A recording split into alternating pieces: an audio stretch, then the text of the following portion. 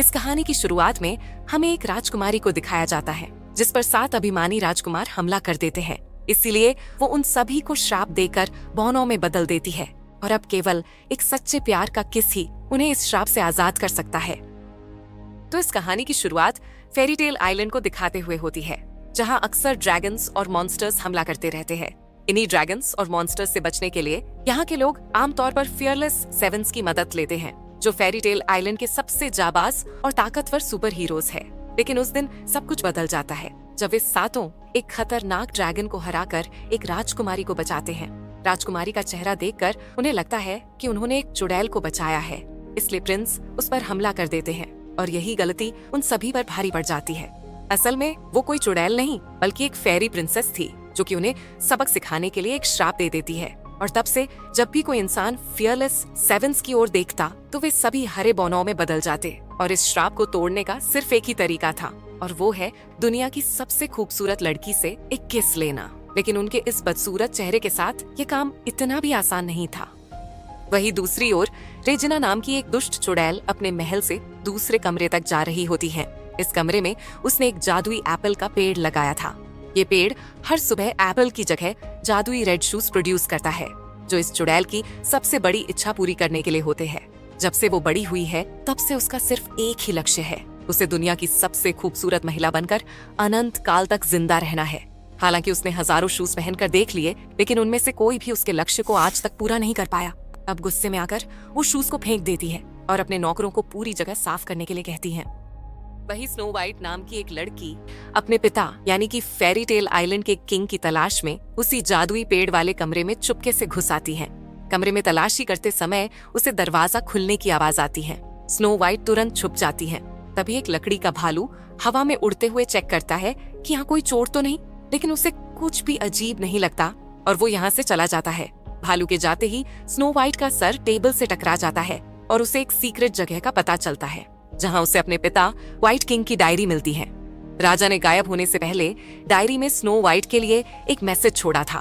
उन्होंने लिखा, snow white की माँ उसके 18वें जन्मदिन से पहले ही गुजर चुकी थी, लेकिन 18वें जन्मदिन के दौरान महल के पहरेदार एक औरत को लाए जिसका नाम रेजिना था।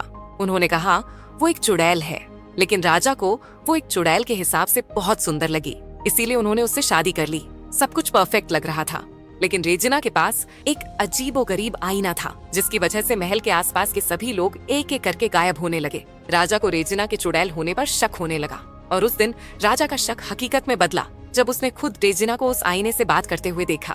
अब उसे यकीन हो गया था कि उसकी खूबसूरत बीवी एक चुड़ैल है, इसलिए उसने तुरंत अपनी बेटी स्नो वाइट को रेजिना से बचाने के लिए महल से दूर भेज दिया और खुद उस चुड़ैल का सामना करने निकल पड़ा।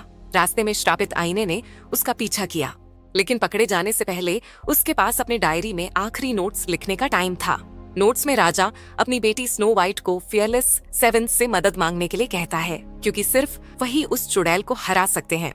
नोट्स पढ़ते पढ़ते सुबह हो गई थी। अब स्नो वाइट उस जादुई एप्पल के पेड़ के पास जाती है जिस पर एक नया एप्पल उगाया था। एप्पल को देखते ही वो उसकी ओर अट्रैक्ट होने लगती है। ठीक उसी समय रेजिना भी अपने नए रेड शूज को पहनने के लिए उसी कमरे की ओर आ रही होती है। जैसे ही वो कमरे का दरवाजा खोलती है, उसे अपने सामने एक खूबसूरत लड़की दिखाई देती है जिसने उसके ही जादुई रेड शूज पहने हुए थे। रेजिना अपने नौकरों को उस लड़की को पकड़ने के लिए कहती है, लेकिन स्नो वाइट एक जादुई झाड़ू पर उड़ते हुए चुड़ैल के चंगुल से बच निकलती है। कुछ समय बाद जादुई एप्पल का पेड़ पूरी तरह से झड़कर मर जाता है। गुस्से में आकर रेजिना अपने जादुई आईने के पास जाती है और उससे पूछती है कि पूरी दुनिया में सबसे खूबसूरत लड़की कौन है। आईना जवाब देता है कि सबसे खूबसूरत लड़की वो है जिसने रेड शूज पहने हुए है। रेजिना पूछती है उस लड़की का नाम क्या है। दरअसल रेजिना को पता नहीं होता कि वो लड़की उसकी ही सौतेली बेटी स्नो वाइट है। हालांकि आईना भी इसका जवाब नहीं दे पाता, इसीलिए रेजिना अपने नौकरों को पूरे शहर में वांटेड पोस्टर लगाने का आदेश देती है। रेजिना कहती है कि उसकी जादुई शक्तियाँ अब खत्म हो रही हैं और उसका चेहरा भी झुर्रियों से भर गया है। उसे देखकर आईना सुझाव देता है कि उसे किसी ऐसे इंसान से मदद मांगनी चाहिए जिससे उस लड़की को पकड़कर कोई फायदा हो सके, और उसे प्रिंस एवरेज से मिलने की सलाह देता है। वहीं दूसरी ओर फियरलेस सेवंस एक जंगल से गुजर रहे होते हैं। वे सभी दुनिया की सबसे खूबसूरत लड़की को ढूंढने का प्लान बना रहे होते हैं, लेकिन उसी समय उन्हें आसमान में एक उड़ती हुई लड़की दिखाई देती है और वो ठीक उनके घर के सामने गिरती है। फियरलेस सेवंस तुरंत वहां पहुंचते हैं। वहाँ उन्हें जमीन पर खिसकने का निशान दिखाई देता है और पेड़ पर एक जादुई झाड़ू को देखकर उन्हें यकीन हो जाता है कि उनका सामना एक चुड़ैल से है। वे तुरंत चुड़ैल को मारने अंदर चले जाते हैं, लेकिन अंदर जाते ही वे सभी उस लड़की की खूबसूरती को देखकर हैरान रह जाते हैं। उन्होंने जिंदगी में पहली बार इतनी सुंदर लड़की देखी थी। हालांकि हैंस उस लड़की को पीछे से नहीं देख पाता और उस पर फ्राइंग पैन से हमला कर देता है, जिससे स्नो वाइट बेहोश हो जाती हैं। जब उसे होश आता है तो बॉने उसे बताते हैं कि वे सभी इस घर के मालिक हैं। स्नो वाइट उनसे माफी मांगती है और पूछती है कि आईने में दिखने वाली ये जवान लड़की कौन है। दरअसल स्नो वाइट को पता नहीं होता कि उन जादुई रेड शूज ने उसे इतना सुंदर बना दिया है। बॉने उसे बताते हैं कि वो उसका ही प्रतिबिंब है। जब बॉने उससे उसका नाम पूछते हैं तो स्नो वाइट खुद को राजकुमारी रेड शूज के रूप में इंट्रोड्यूस करती है। इसके बाद बॉने अपना परिचय बताते हैं। स्नो वाइट उनका नाम सुनकर हैरान हो जाती है, क्योंकि उन सभी का नाम फियरलेस सेवेंस के जैसा होता है। स्नो वाइट उनसे कहती है कि वो फियरलेस सेवेंस को ढूंढ रही है ताकि वे सभी उसके पिता को खोजने में उसकी मदद कर सके। ये सुनकर मर्लिन कहता है कि फियरलेस सेवेंस को एक खास तरीके से बुलाया जाता है। दरअसल जब से उस चुड़ैल ने फियरलेस सेवेंस को श्राप दिया है, तब से वे सभी इस घर में छुपे हुए हैं। अगर उन्होंने स्नो वाइट को अपनी हकीकत बता भी दी तो स्नो वाइट उनका शरीर देखकर उन पर यकीन ही नहीं करेगी। इसीलिए वे सभी स्नो वाइट से अपने फियरलेस सेवेंस होने की बात छिपाते हैं और मर्लिन वादा करता है कि उसके पिता को ढूंढने में वो और उसके सभी साथी उसकी मदद करेंगे। वहीं दूसरी ओर पड़ोसी राज्य के महल में प्रिंस एवरेज अपने गार्ड से पूछता है कि उसके 20वें जन्मदिन की पार्टी में किन किन राजकुमारियों ने अपनी उपस्थिति कंफर्म की है। जब उसे पता चलता है कि सभी राजकुमारियों ने उसके बर्थडे में न आने के लिए बहाना बनाया है तो वो निराश हो जाता है और उसे समझ नहीं आता कि वो इतना अनपॉपुलर क्यों है। खैर तभी रेजिना उसके महल में आती है। गार्ड्स उसे बाहर निकालने की कोशिश करते हैं, लेकिन रेजिना अपनी शक्तियों से सीधा प्रिंस के पास पहुंच जाती है। रेजिना प्रिंस से कहती है कि वो तभी पॉपुलर हो सकता है जब वो अपना बर्थडे दुनिया की सबसे खूबसूरत लड़की के साथ मनाएगा। प्रिंस रेजिना से सहमत हो जाता है। इसीलिए रेजिना तुरंत स्नो वाइट की तस्वीर प्रिंस को देते हुए एक सौदा करती है, जिसके तहत राजकुमार को उस लड़की को ढूंढकर अपने बर्थडे पार्टी में इनवाइट करना होगा। इसके बाद इनाम के तौर पर रेजिना स्नो वाइट के रेड शूज वापस ले लेगी। प्रिंस तुरंत इस सौदे को एक्सेप्ट कर लेता है और अपने पार्टी की तैयारी शुरू करवा देता है। उसी रात स्नो वाइट अपने पिता को ढूंढने में आसानी हो सके इसीलिए उनकी एक तस्वीर बना रही होती है, लेकिन उसे रियलाइज होता है कि राजा उसे उसके इस नए रूप के साथ पहचान नहीं पाएंगे। वो उन जादुई रेड शूज को निकालने की कोशिश करती है, लेकिन शूज इतने टाइट थे कि वो बड़ी मुश्किल से उन्हें निकाल पाती है। शूज के निकलते ही उसका पहला वाला रूप वापस आ जाता है, लेकिन उसे वापस शूज पहनने पड़ते हैं क्योंकि दरवाजे पर जैक होता है। जैक उसे अपनी स्किन मॉइस्चराइज करने के लिए बुलाता है, लेकिन स्नो वाइट थकने का बहाना करके उसे मना कर देती है। इसके बाद जब वो खिड़की से बाहर देखती है तो उसे किसी की परछाई दिखाई देती है। उसे लगता है कि वो उसके पिता है। इसी बीच मर्लिन लाइब्रेरी में एक नए जादू को सीखने के लिए एक किताब ढूंढ रहा होता है। किताब मिलते ही वो उसे लेने वाला था कि तभी जैक दरवाजा खोल देता है, जिससे मर्लिन वापस बौना बन जाता है। कुछ समय बाद जैक वहाँ से चला जाता है और मर्लिन वापस इंसान बन जाता है। दरअसल ऐसा उस राजकुमारी के श्राप की वजह से हो रहा होता है। जब भी कोई इंसान उन्हें देखता है तो वे बौने बन जाते हैं। खैर तभी मर्लिन खिड़की से बाहर राजकुमारी रेड शूज को जंगल की ओर दौड़ते हुए देखता है। मर्लिन उसका पीछा करने का फैसला करता है। जैसे ही स्नो वाइट अपने पिता का नाम पुकारती है, अचानक झाड़ियों से एक बड़ा सा लकड़ी से बना खरगोश निकलकर उस पर हमला करने की कोशिश करता है, लेकिन पीछे से मर्लिन अपने जादू का इस्तेमाल करके रेड शूज को बचा लेता है। दोनों तुरंत वहाँ से भागने की कोशिश करते हैं, लेकिन पीछे से खरगोश पूरी रफ्तार से उनकी ओर आ रहा होता है। इसीलिए मर्लिन रेड शूज को यहाँ से भागने के लिए कहता है और कहता है कि पीछे मुड़कर उसे बिल्कुल भी ना देखे। जैसे ही रेड शूज वहाँ से भागती है, मर्लिन वापस से इंसान बन जाता है और खरगोश से लड़ने के लिए तैयार होता है। लेकिन रेड शूज मर्लिन की मदद करने के लिए खरगोश का ध्यान अपनी ओर खींचती है, जिससे मर्लिन वापस बौने में बदल जाता है और खरगोश उसे कुचलते हुए रेड शूज का पीछा करने लगता है। इसी बीच आर्थर अपनी तलवार के साथ वहाँ आ जाता है।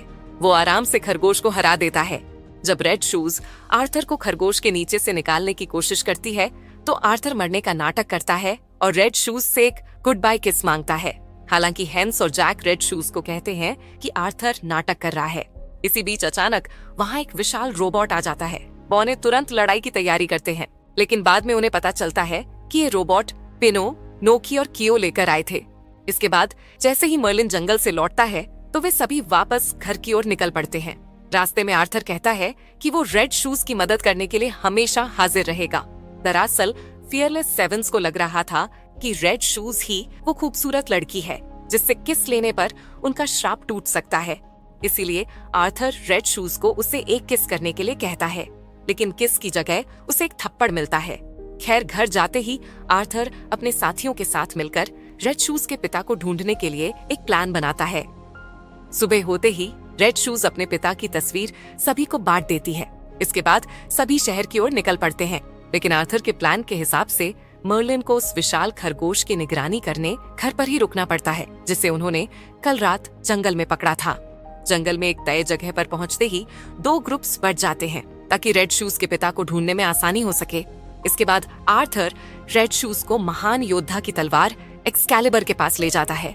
आर्थर ने प्लान बनाया था कि उस महान तलवार को निकालकर वो अपनी शक्तियों का प्रदर्शन करेगा, क्योंकि उसे लगा कि इस प्रदर्शन को देखने के बाद रेड शूज उसके ऊपर फिदा हो जाएगी और उसे एक किस दे देगी।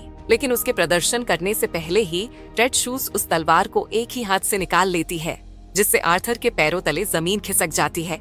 उसे देखकर रेड शूज तलवार को वापस अंदर डाल देती है। फिर आर्थर उसे निकालने के लिए पूरी जान लगा देता है, लेकिन तलवार 1 इंच भी नहीं हिलती, जिससे आर्थर की बेइज्जती हो जाती है और वो निराश होकर वहां से चला जाता है। इसी बीच मर्लिन को एक आइडिया आता है। वो कुछ गाजर लेकर उन्हें चारे की तरह इस्तेमाल करके बड़े खरगोश को कंट्रोल करते हुए शहर की ओर निकल पड़ता है ताकि वो रेड शूज की मदद कर सके। इसी बीच रेड शूज और आर्थर राजा के बारे में इंफॉर्मेशन इकट्ठा करने के लिए अलग हो जाते हैं। स्नो वाइट जहाँ भी जाती है उसकी खूबसूरती देखकर सभी की आंखें खुली की खुली रह जाती है। हालांकि कोई भी उसके पिता के बारे में नहीं जानता था, लेकिन हर कोई उसे परेशान देखकर उसे खुश करने की कोशिश करता है। जब वो वापस आर्थर से मिलती है तो देखती है कि अब तक आर्थर उस तलवार को ना निकाल पाने के गम से उभर नहीं पाया था। उसे मनाने के लिए रेड शूज उसके लिए फिर से एक्सकैलिबर को निकालने का वादा करती है, जिससे आर्थर खुश होकर पूरे जोश से राजा को ढूंढने निकल पड़ता है। शहर में घूमते समय रेड शूज अपनी तस्वीर पर वांटेड लिखा हुआ देखती हैं। तभी अचानक प्रिंस एवरेज के गार्ड्स उसे देख लेते हैं और उसका पीछा करना शुरू कर देते हैं। स्नो वाइट उनसे बचने के लिए वहाँ से भागती है, लेकिन आगे जाकर वो एक बंद जगह पर फंस जाती है। तभी उसे एक आइडिया आता है और वो तुरंत अपने शूज निकालकर अपने असली रूप में आ जाती है, जिससे गार्ड्स उसे पहचान नहीं पाते।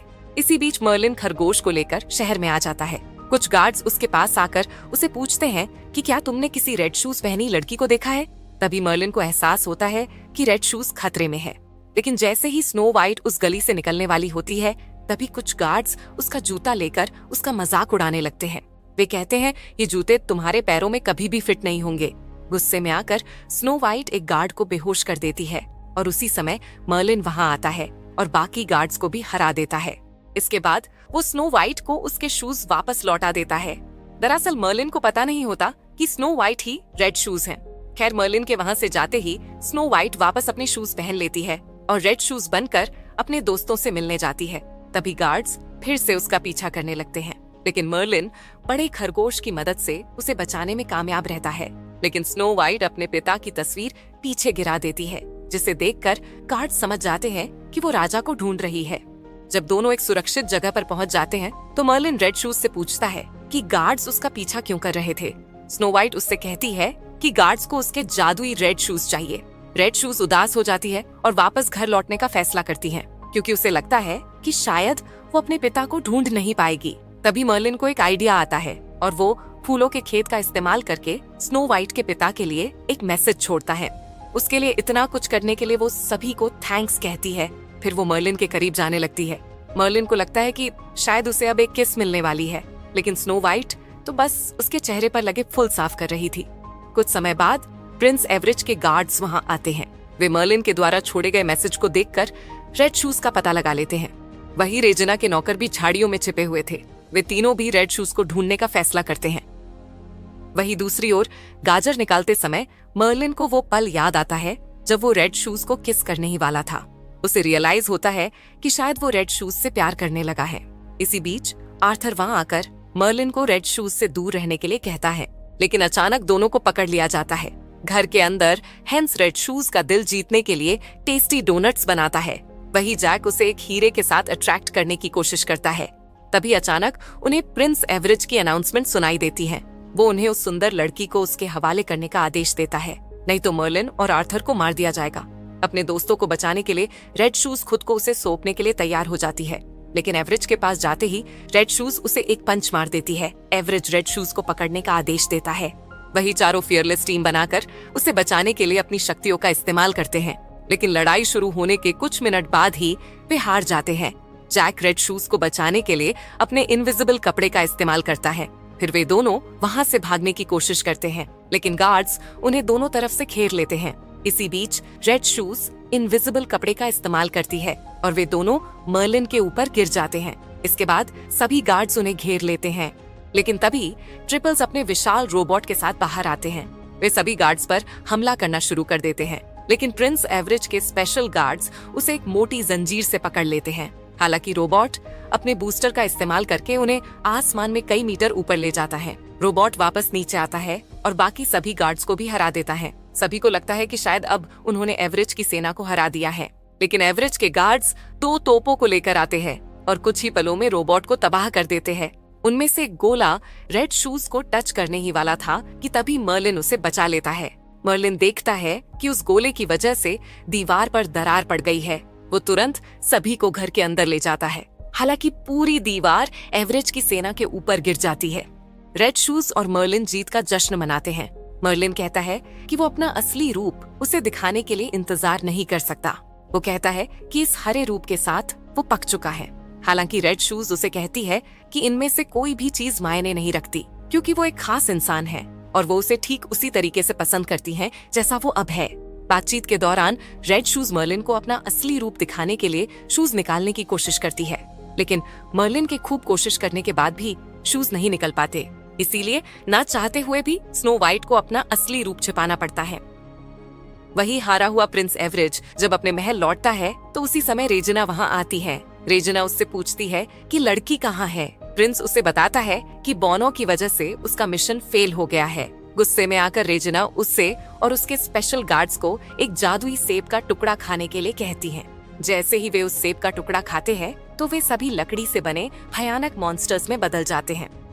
अगली सुबह स्नो वाइट और सभी बौने मिलकर अपने टूटे हुए घर की मरम्मत करते हैं। घर को पेंट करने के बाद वे स्नो वाइट के पिता को ढूंढने के अपने मिशन को जारी रखने के लिए तैयारी करते हैं। तभी ट्रिपल्स अपने नए आविष्कार प्रिंटिंग मशीन को पेश करते हैं, जिसकी मदद से वे राजा की तस्वीर के कई सारे प्रिंट्स बना लेते हैं और उन्हें पूरे शहर में बांटने की योजना बनाते हैं। इसके बाद मर्लिन भी अपने जादुई कागजों के दर्जनों प्रिंट बना लेता है। राजा की तस्वीर को कम समय में पूरे शहर में बांटने के लिए मर्लिन को एक आइडिया आता है। वो रोबोट की मदद से पूरे शहर में उड़ते हुए राजा की सभी तस्वीरें बांट देता है। इसके बाद वे रोबोट की मदद से पूरे जंगल की सैर करते हैं। फिर वे रोबोट को लेकर बादलों की ऊंचाई तक जाते हैं, जहां मर्लिन रेड शूज को किस करने का सपना देखने लगता है। इस बीच रोबोट आउट ऑफ कंट्रोल होकर पेड़ों में जाकर क्रैश हो जाता है, जिससे दोनों अपने दोस्तों से बिछड़कर जंगल के बीचों बीच फंस जाते हैं। अब उन्हें घर वापस चलते हुए जाना होगा। चलते समय रेड शूज मर्लिन से एक जादुई कागज मांगती है। फिर वो उस कागज पर किस करके उसे मर्लिन को एक लकी चार्म के तौर पर वापस लौटा देती है। मर्लिन तुरंत उस कागज को किस करके अपने श्राप को तोड़ने की कोशिश करता है, लेकिन ऐसा कुछ भी नहीं होता। बातचीत के बीच स्नो वाइट उसे किस कर देती है। मर्लिन को लगता है कि उसका श्राप टूट गया है, इसीलिए वो स्नो वाइट को अपनी आंखें बंद रखने के लिए कहता है और कहता है कि वो अब मर्लिन का असली रूप देखने वाली है। हालांकि जब स्नो वाइट आंखें खोलती है तो उसे मर्लिन का बौने वाला रूप ही दिखता है। मर्लिन को एहसास होता है कि उसका श्राप अभी भी नहीं टूटा। वो कुछ समझ नहीं पाता कि दुनिया की सबसे खूबसूरत लड़की की किस काम क्यों नहीं कर रही। मर्लिन स्नो वाइट को उसे एक और किस करने के लिए कहता है, लेकिन अचानक जंगल से एक लकड़ी का मॉन्स्टर निकलता है। वो मॉन्स्टर इन दोनों को मारने आया होता है। मॉन्स्टर से बचने के लिए दोनों वहाँ से भागने लगते हैं, लेकिन भागते भागते दोनों एक ढलान में फिसल जाते हैं और पत्थर की एक दरार में गिरकर बच जाते हैं। लेकिन दरार से निकलते ही उनके ठीक सामने एक और मॉन्स्टर होता है। जब वे पीछे मुड़ते हैं तो पहले वाला मॉन्स्टर भी पीछे से आ रहा होता है। मॉन्स्टर्स उन्हें पकड़ने वाले थे, लेकिन मर्लिन अपने जादू का इस्तेमाल करके मॉन्स्टर से छुटकारा पा लेता है। लेकिन अचानक एक तीसरा मॉन्स्टर उनके सामने आ जाता है। अब तीनों मॉन्स्टर्स उन दोनों का पीछा कर रहे होते हैं। तभी मर्लिन उनमें से एक को समुद्र में गिरा देता है, लेकिन इससे बाकी दोनों मॉन्स्टर गुस्सा हो जाते हैं और बड़े बड़े पत्थर उठाकर उनकी ओर फेंकने लगते हैं ताकि उनका रास्ता ब्लॉक कर सके। अब मर्लिन के पास कोई रास्ता नहीं था। वो तुरंत रेड शूज को अपनी आंखें बंद करने के लिए कहता है। रेड शूज के उसे ना देखने की वजह से मर्लिन अपने असली रूप में आकर और भी ज्यादा ताकतवर बन जाता है। कुछ ही समय में मर्लिन दोनों मॉन्स्टर्स पर भारी पड़ जाता है और दूसरे मॉन्स्टर को भी नीचे गिरा देता है। लेकिन तीसरा मॉन्स्टर सबसे ताकतवर था। वो एक ही झटके में मर्लिन को दूर फेंक देता है। हालांकि मर्लिन रेड शूज को बचाने के लिए हार मानने का नाम नहीं लेता। आखिर में मर्लिन अपने जादू से पूरे ब्रिज को उड़ा देता है, जिससे मॉन्स्टर नीचे गिर जाता है। लेकिन नीचे जाने से पहले वो मर्लिन को भी अपने साथ खींच लेता है और दोनों पानी में गिर जाते हैं।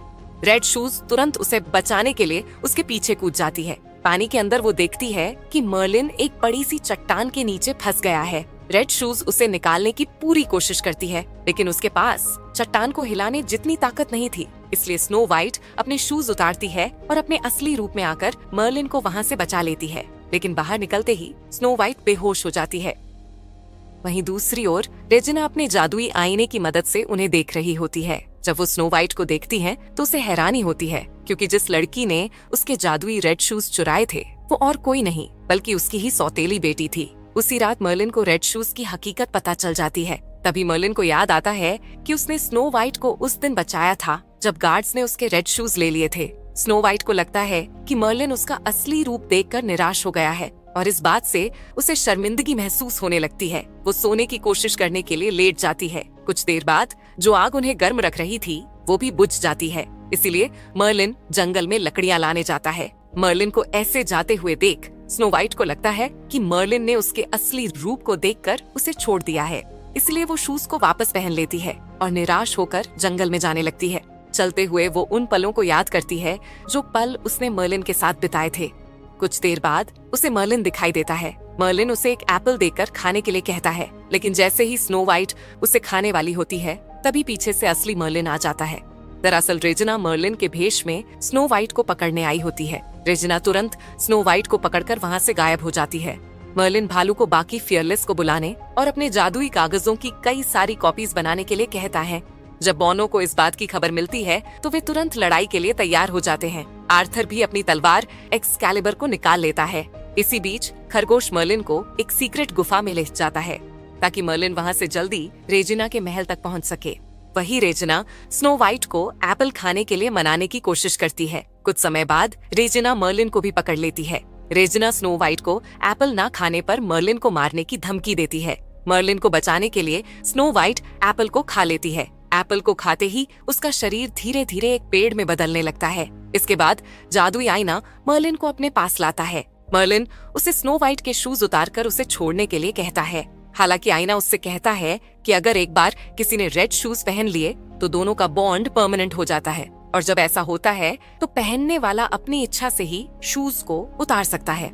इसका मतलब स्नो वाइट उन शूज को कभी नहीं उतार सकती। मर्लिन कहता है कि जब वो समुद्र में उसे बचाने के लिए कूदी तब तो उसने शूज उतार दिए थे, लेकिन आईना कहता है कि ऐसा इसलिए हुआ क्योंकि उस समय स्नो वाइट को उसे बचाने की इच्छा खूबसूरत होने की इच्छा से भी ज्यादा थी। लेकिन अब जब उसने रेजिना का दिया हुआ एप्पल खा लिया है तो वो एक एप्पल के पेड़ में बदल जाएगी और सुबह होते ही जादुई रेड शूज की एक नई जोड़ी प्रोड्यूस करेगी, जिन्हें पहनकर रेजिना दुनिया की सबसे खूबसूरत औरत बन जाएगी। ये सुनकर मर्लिन अपने जादू का इस्तेमाल करके आजाद हो जाता है और वहाँ से भागने की कोशिश करता है।